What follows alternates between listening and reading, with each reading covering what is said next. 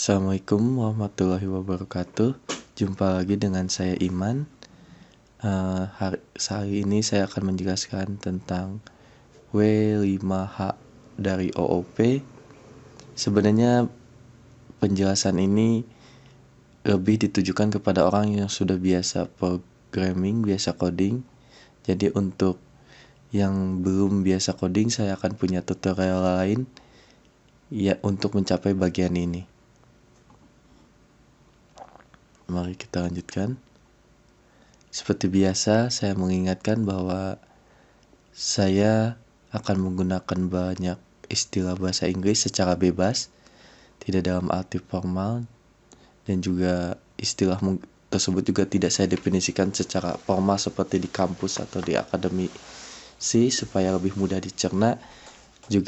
Saya juga tidak sengaja membuat presentasi ini dalam bahasa Indonesia dengan harapan bisa menjangkau mereka yang belum atau lagi masih dalam tahap belajar bahasa Inggrisnya. Oke. W5H OOP. W5 itu singkatan dari who, what, where, and when, terus why, dan how. Pertama, who. Jadi maksudnya siapa atau untuk siapa. OOP itu untuk orang yang programming tentunya.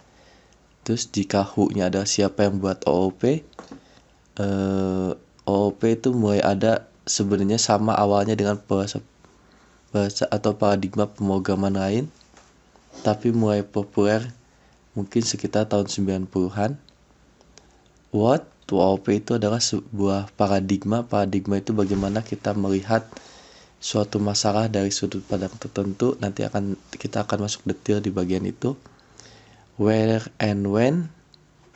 Saat ini OOP dipakai di mana-mana dan biasanya lebih cenderung dipakai di bidang pembangunan aplikasi sistem informasi. Karena masing-masing paradigmanya punya lokasi yang dimana dia lebih cocok. Misalnya untuk penelitian, sains, dan kalkulasi biasanya kebanyakan menggunakan fungsional. Maka kalau sistem informasi saat ini kebanyakan menggunakan object oriented. Walaupun sekarang fungsional udah reinkarnasi masuk ke dunia ini juga. Bahkan Java terbaru, C++ terbaru pun mendukung fungsional, tapi sedikit telah dimodifikasi. Terus why? Tidak, untuk why ini banyak alasannya, tetapi yang paling mudah kita lihat ini yang lagi populer saat ini, dan toolnya ada di mana-mana, dan para employer atau perusahaan-perusahaan itu mencari orang yang ngerti OOP. Saya tidak mau detail pada bagian teknis why-nya, tapi itu sudah cukup membuat kita harus belajar OOP. Terus kemudian how, bagaimana membuat sistem secara OOP, itu adalah tujuan dari tutorial saya yang akan terus berlanjut. Oke, kita masuk detail.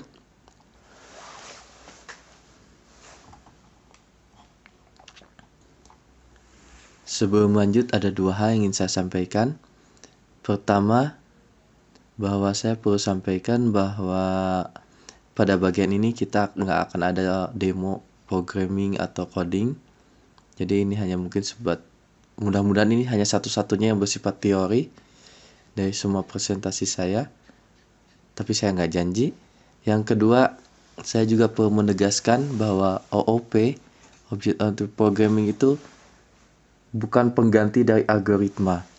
Jadi selalu ada pandangan bahwa kalau orang sudah jago OOP tidak perlu jago algoritma, atau sebaliknya kalau jago algoritma tidak perlu jago OOP. Dua hal itu sebenarnya saling bergantung, dan keduanya itu akan mempengaruhi produktivitas kita sebagai programmer. Atau kalau saya harus susun dalam sebuah kalimat, kita bisa bikin algoritma yang paradigmanya object oriented, tapi juga kita bisa bikin algoritma, sebuah kode dengan algoritma yang paradigmanya misalnya struktural atau prosedural atau fungsional. Jadi antara algoritma dengan object oriented itu tidak saling meniadakan, dan itu hanya membuat algoritma lebih mudah dibaca dan lebih mudah enak ditulis ketika kita menerapkan object oriented. Nah, bagi mereka yang merasa kemampuan algoritmanya lemah, di sini ada 3 buku yang saya tunjukkan dan saya rekomendasikan. 3 buku ini saya urutkan berdasarkan level tingkat kesulitan dan juga kebutuhannya. Yang buku pertama berwarna merah, Beginning Algorithm, saya sarankan bagi mereka yang programmingnya sekedar hobi atau casual. Jadi di sini cukup ringan penjelasannya, tidak akan menemukan persamaan matematik, kalaupun ada sangat sedikit, dan menjelaskan secara praktikal contoh-contoh kode Java atau C++. Yang buku kedua ini saya hanya menyarankan buat mereka yang benar-benar ingin jadi profesional programmer, dan di sini, dan kalau yang niat jadi profesional sepertinya wajib baca buku yang kedua ini, Introduction to Algorithm. Nah, yang buku biru ini yang kedua itu di dalamnya cukup lumayan banyak matematik, atau jika bagi mereka yang hobi dengan matematik dan ingin belajar algoritma atau computer programming, mungkin sebaliknya bisa dimulai dari buku ini. Dan buku ketiga selanjutnya, ini biasanya buku pajangan. Jadi kami para programmer zaman dulu punya kebiasaan untuk kelihatan seperti programmer seriusan, kita punya buku ini dipajang di depan di perpustakaan kita atau di meja kita. Saya sendiri punya dan banyak dipinjam orang, dan terus terang saya hanya sempat baca buku jilid 1 dan jilid 2. Kebetulan yang 4-nya itu baru terbit juga. Waktu saya beli ini belum ada sampai level 4. Tapi buku ini bisa dibilang mbahnya buku tentang programming, dan di sana dikenalkan programming dari sangat dasar, dari sangat basic sampai level advance. Cuman di dalamnya kebanyakan ditujukan untuk orang yang udah terbiasa dengan bahasa matematik atau notasi matematik. Bagian paling saya suka dari buku ini adalah semi numerical analysis. Jadi di situ ada penjelasan bagaimana numerical analysis tapi lebih casual. Tapi sekali lagi, buku ini tidak untuk semua orang. Tetapi ini akan membuat Anda, jika Anda menguasai isi buku ini, akan membuat Anda bagian dari para elit programmer, atau mungkin nyebutnya udah bukan elit, bukan programmer lagi, biasanya disebut computer scientist ya. Jika Anda misalnya berniat riset di bidang algoritma, atau Anda ingin menemukan algoritma terbaru seperti hanya searchingnya Google yang lebih canggih dari Google gitu, atau Anda berniat ngambil PhD di bidang ini, maka buku ini mungkin wajib dibaca. Tapi jika Anda cukup hanya untuk mencari uang saja, sepertinya dalam kehidupan saya membuat aplikasi, walaupun itu cukup beberapa aplikasi yang pernah saya buat melibatkan hal-hal canggih, tapi tetap aja mungkin buku yang kedua itu udah lebih dari cukup. Dari situ kita bisa fokus ke bidang-bidang lain yang lebih spesifik. Jadi ketiga buku ini algoritma secara general. Terus kemudian selanjutnya, saya ingin banyak sekali bicara tentang 3 buku ini karena ini 3 buku favorit saya, tapi waktunya tidak memungkinkan. Nanti bisa di lain kali kita lanjut. Oke, apa sih sebenarnya yang terjadi sebelum kita OOP pakai OOP atau Object Oriented Programming, yang sedang saya tunjukkan ini kurang lebih bahasa pemrograman yang mirip Java atau variannya C, di mana di sini kita sedang membuat struktur bernama lingkaran. Di situ ada mempunyai beberapa atribut, yaitu ada radian, diameter, keliling, dan luas, yang semuanya tipenya fluid.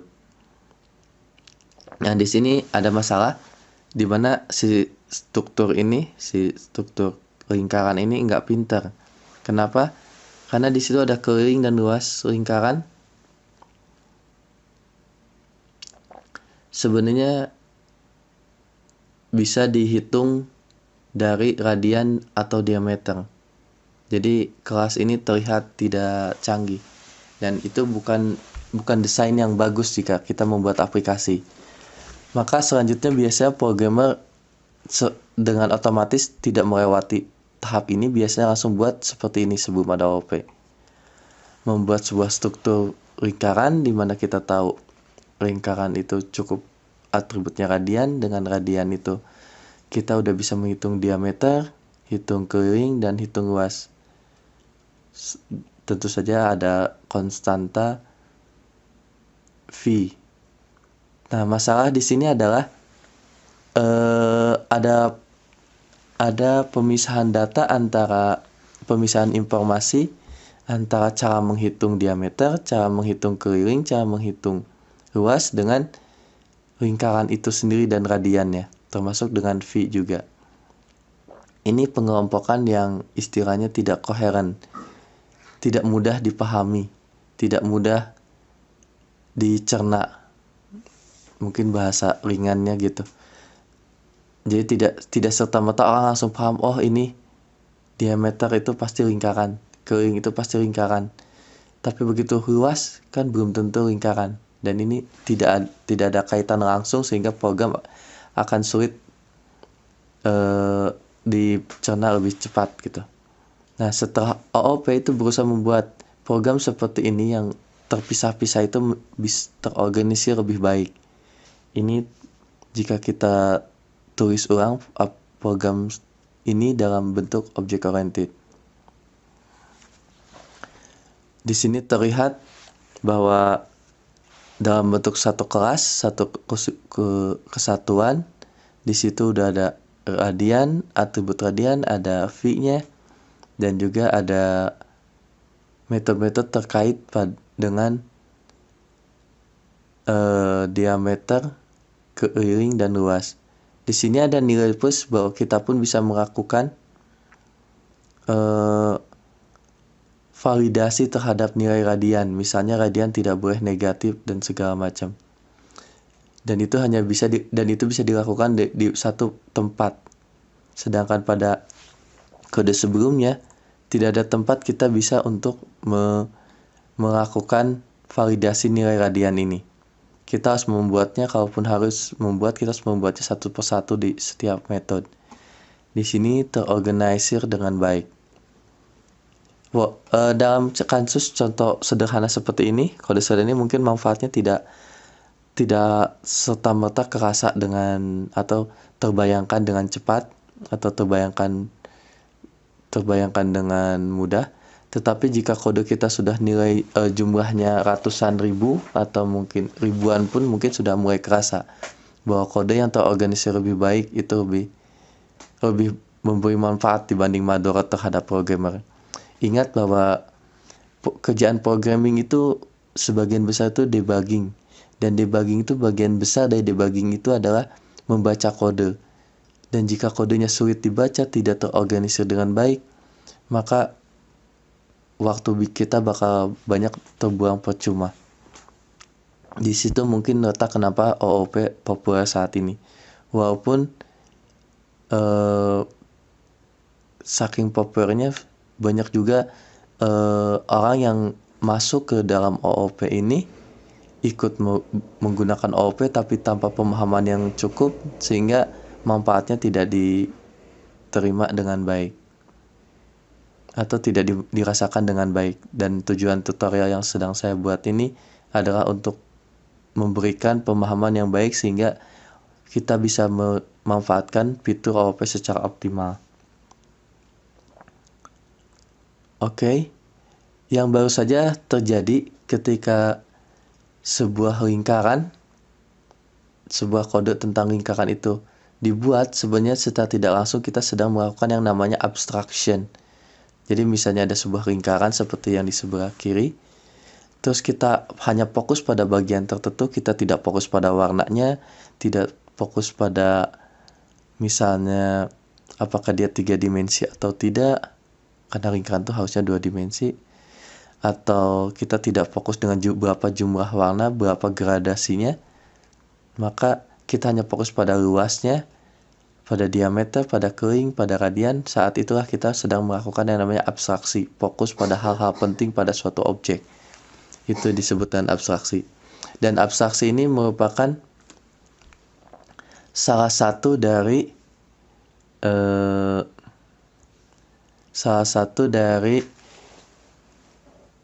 apa yang menjadi elemen object oriented. Jadi elemen lain ada selain abstraksi ada enkapsulasi, modularity, dan hierarki. Ini sedikit teori dan mudah-mudahan saya nanti selanjutnya tidak akan sebanyak ini teorinya. Ini disampaikan oleh bukunya Buh. Nanti di belakang akan saya tunjukin judul bukunya. Terus kemudian dan selama tutorial ini pun nanti selanjutnya di seri selanjutnya saya akan menjelaskan masing-masing dari 4 karakter utama dari OOP. Dan sebenarnya ini bukan unik untuk OOP. Semua bahasa pemrograman sebenarnya memiliki 4 karakteristik ini, 4 elemen ini. Cuman yang membuat OOP sekarang disukai adalah OOP membuat keempatnya menjadi sinergi, bukan sesuatu yang terpisah-pisah. Nanti bagaimana sinerginya kita akan belajar ketika kita akan membahas tentang desain pattern. Masih lama, mungkin butuh beberapa tutorial sebelum masuk situ. Kemudian selanjutnya ada minor element yang tidak mesti menjadi bagian dari object oriented, tetapi jika ada itu biasa menjadi nilai plus. Dan ini walaupun secara teori seperti itu, tapi dalam kenyataan programming sehari-hari justru 3 yang minor ini yang sering jadi topik pembicaraan kami para programmer. Termasuk diantaranya typing. Typing ini kita bicara tentang jika Anda berdebat tentang apakah menggunakan Java atau Python, karena Java bisa divalidasi saat compile tipenya, Python misalnya tidak, atau misalnya JavaScript. Bukan Python, yang lebih ekstrim adalah mungkin JavaScript lawan Java gitu. Dimana JavaScript kita bisa dynamic typing, sedangkan Java harus sedikit ditambah usaha typingnya. Nah itu kita bicara tentang typing, di mana sebuah tipe bisa dengan mudah berubah-ubah di satu sisi di JavaScript, tapi di sisi lain di Java satu tipe dengan tipe lain itu punya aturan yang sangat ketat untuk berubah. Itu disebut typing. Yang ketat itu disebutnya strong typing, yang bisa mudah itu disebutnya weak typing.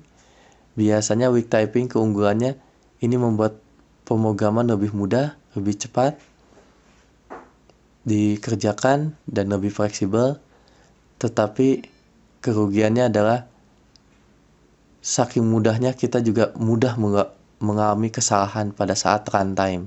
Sedangkan strong typing seperti Java akan membuat kita terlindung dari kesalahan perubahan tipe secara dinamis ini, karena pengecekan akan type ini sebagian besar, tidak semua, tapi sebagian besar bisa dilakukan saat proses compile, bukan pada saat proses runtime. Biasanya kalau weak type itu kebanyakan adalah disebutnya bahasa scripting. Kalau strong type itu biasanya melalui bahasa yang biasa disebut compile language. Terus kemudian ada concurrency. Concurrency ini topik yang sudah lama tapi seperti mati suri, dan sekarang setelah adanya dua core, triple core atau quad core processor, dan juga banyak perusahaan-perusahaan yang fokus dengan multiprosesor atau perhitungan data yang besar-besaran, maka concurrency jadi penting lagi. Mungkin salah satunya dengan populernya lagi satu bahasa yang bernama Erlang. Ini adalah bahasa yang secara dari awal dibuat untuk kepentingan concurrency. Begitu juga dengan Java, tapi tidak halnya dengan C dan C++. Kecuali C++ versi baru yang versi 11 ya. C++ 11 2011 itu dia udah mendukung concurrency dalam level bahasa. Selanjutnya ada persistensi. Ini juga yang dimaksud adalah bagaimana dukungan sebuah bahasa atau sebuah konsep dalam bahasa pemrograman untuk penyimpanan state dari sebuah objek. Ini akan saya bahas detail nanti. Termasuk nanti kita akan bicara tentang kenapa JPA, kenapa ORM, penuh dengan istilah yang mungkin membingungkan pada tahap ini. Mohon bersabar. Oke, ini buku yang bisa dijadikan referensi untuk teori-teori yang tadi saya jelaskan. Dan saya tidak mewajibkannya karena saya akan memberikan dalam bahasa yang lebih mudah. Buku-buku ini cukup sulit untuk dibaca karena menggunakan bahasa yang sangat rigid, dan saya di sini berusaha untuk tidak serigid buku-buku yang saya tulis ini.